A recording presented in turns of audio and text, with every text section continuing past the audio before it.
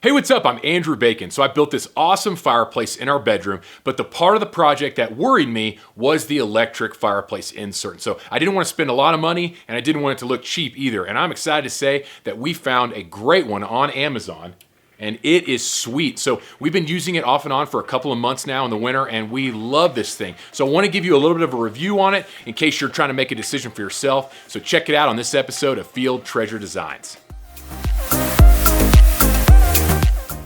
We ordered the PuraFlame Western 26 electric fireplace off of Amazon, and I'll have the link to the exact model below in the show notes. But the packaging was great. It was something I was worried about. It was double boxed, which that was good because you can see there's a dent in the box. So once I opened up the inside, I noticed there's a lot of styrofoam protecting both the top, the bottom, and the side, which was great. This is my very first time with an electric fireplace insert, and this feels sturdy, it feels well built, and yeah, this is good so far. The power cord was also sturdy, which was something I was kind of worried about. It's got a low profile. There's handles on the side that make it real easy to lift the fireplace. It's got a glass front, which at first I wasn't super excited about the glare, but as you'll see later, it ended up not being so bad. So yeah, there it is. It's got a flat bottom for setting right into my fireplace area there, and there's the plug.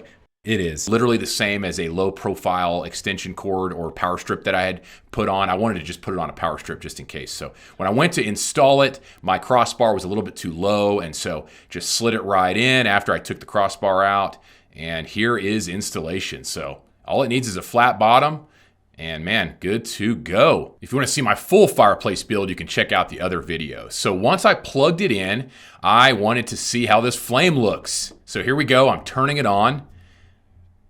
Okay, pretty cool.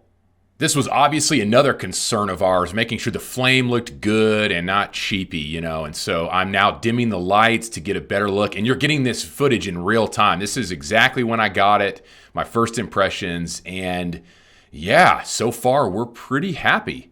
So now fast forward, the fireplace is done. We've been using this for a couple months and we have been super pleased. So I'm pulling it out to show you what it looks like inside my fireplace. I left the handles on so that if I ever needed to move it or change anything, I could grab it easy, but you can take those handles off as well, which is a nice feature. And so the dimensions provided were great, so I could build my fireplace square, you know, to cut out and have the insert be able to fit in. And so it's awesome that it just slides in and out. I use that power strip just in case when I'm using the heat setting there might be a surge, and so I have that just as a backup. But so far I've not needed it.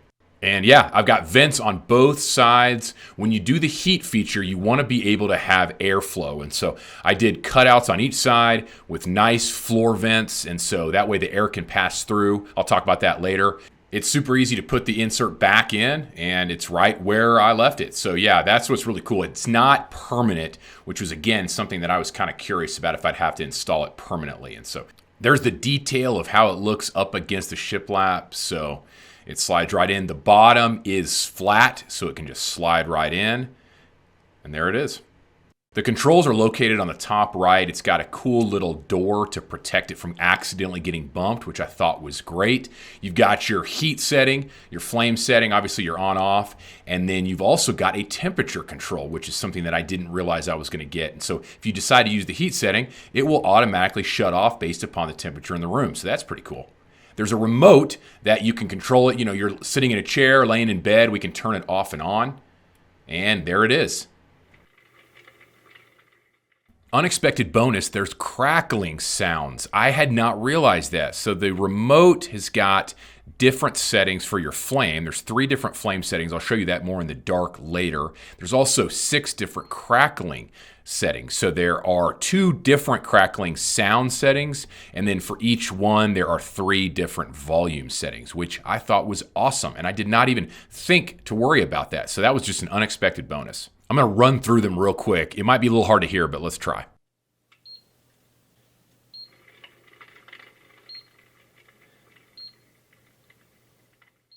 We have loved the crackling sound so far. So here's a little bit closer look at the flame and the logs. Again, I was worried about the cheap factor, and man, I'm telling you, it might not look great on camera here, but it's really cool looking.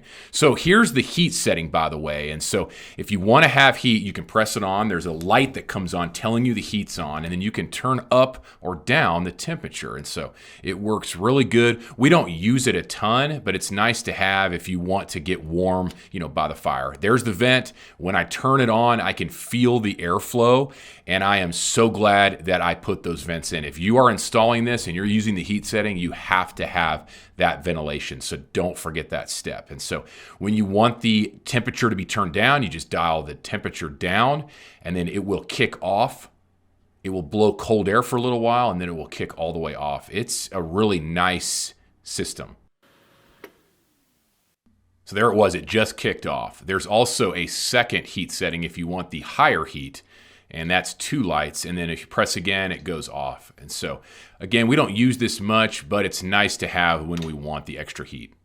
So now the big question, how does this look at night in the dark? And here it is. I think it looks great. There's 3 settings. There's the fire kind of with a little blue in it. Then there is just the regular kind of yellow orange, and then there's a dimmer setting. And so I think this thing looks great. We have this thing on almost every night, usually during the day if it's cloudy or if it snows. And so, yeah, we are super thankful for this purchase. I think for the price and the quality, you can't beat it. Well, hey, thanks so much for watching. I hope it was helpful. If you've got any questions, comment them below and I'll do my best to answer. And don't forget to hit that like and subscribe button, and I'll see you on the next video. Thanks.